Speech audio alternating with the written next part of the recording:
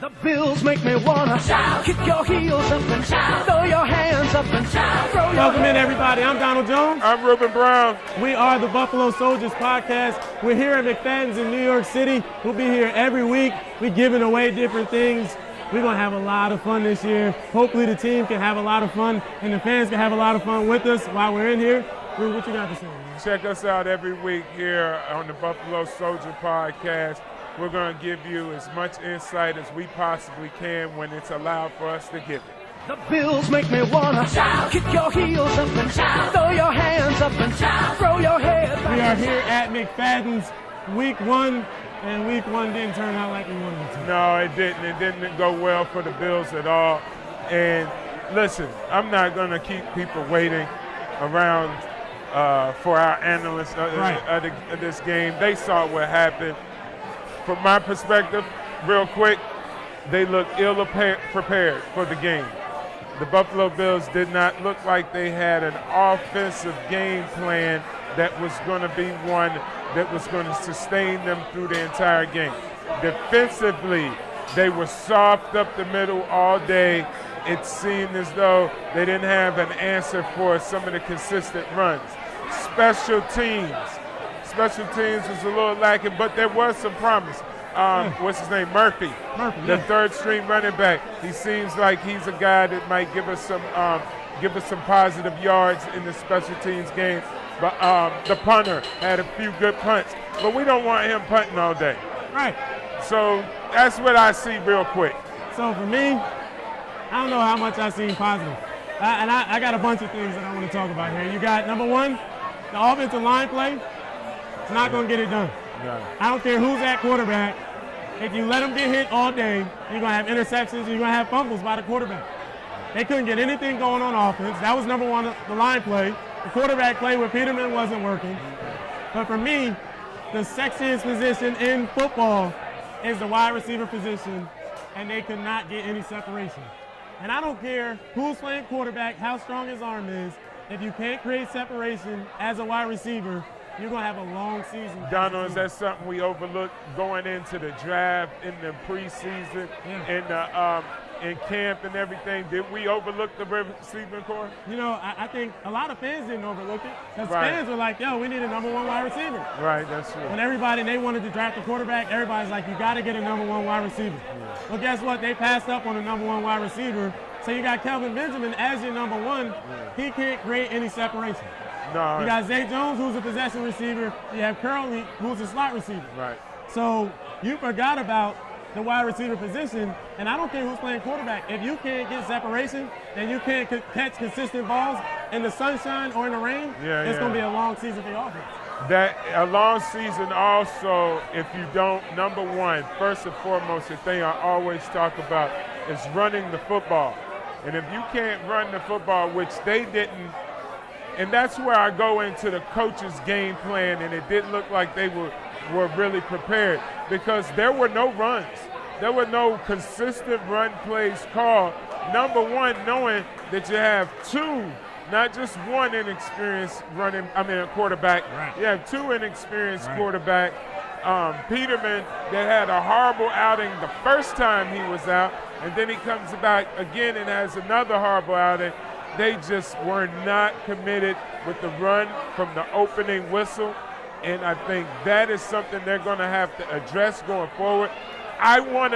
We're recording right here in McFadden's, Manhattan, 2nd Street, 2nd Avenue, in New York. Right now, the Bills coaches, staff, and all of them, they're answering questions over on at the podium. We don't have any of that footage, but I have to tell you right now, whatever they explain their way out of this game, they have to be embarrassed. They're totally embarrassed. You're embarrassed. Yeah, Week one, they came out basically sleepwalking. Yeah. You can't come out sleepwalking in week one. Everybody's ready to play in week one. Yeah. They came out looking 2 to 3 steps behind the Baltimore Ravens.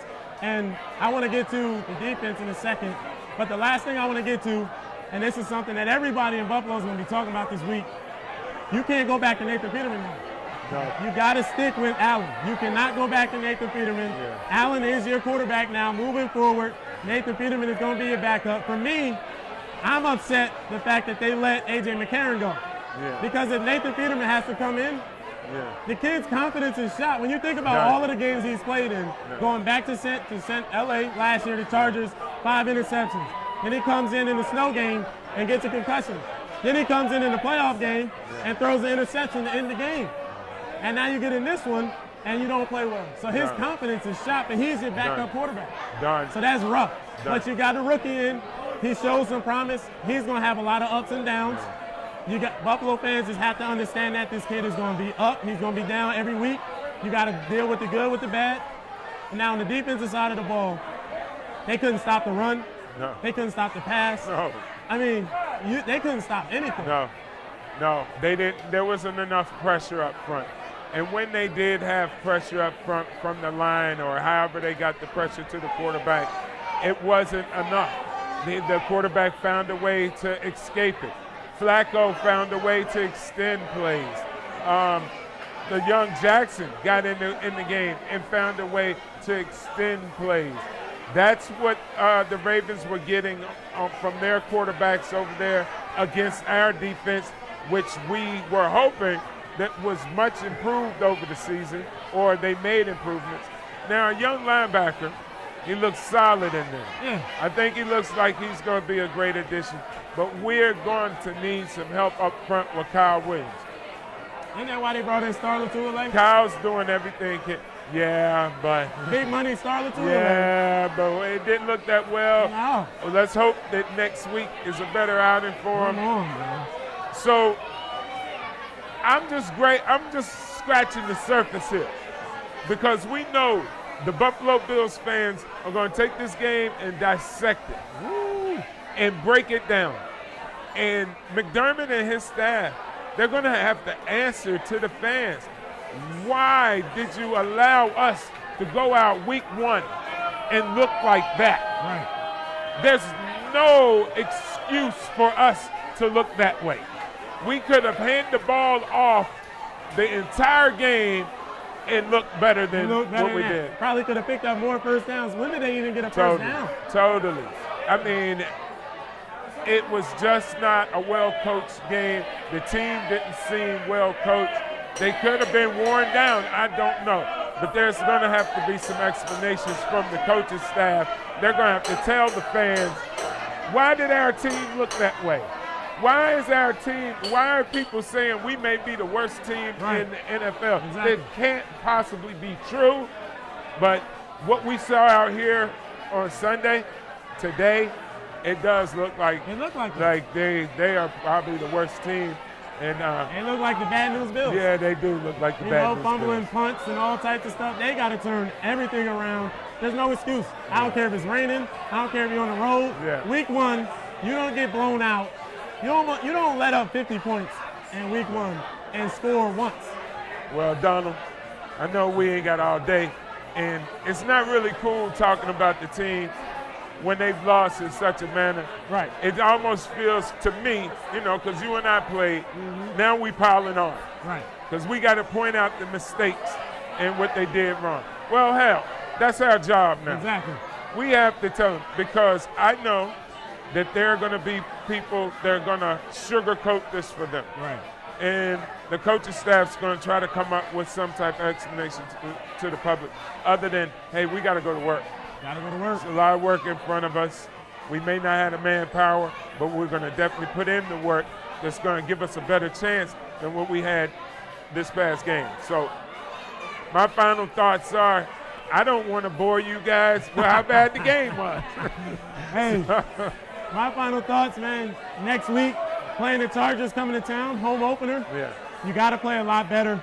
Your offensive line has to play better, or your rookie quarterback, who's probably going to be a starter, is going to be getting hit by those 2 defensive ends, Joey Bosa and Ingram, all day.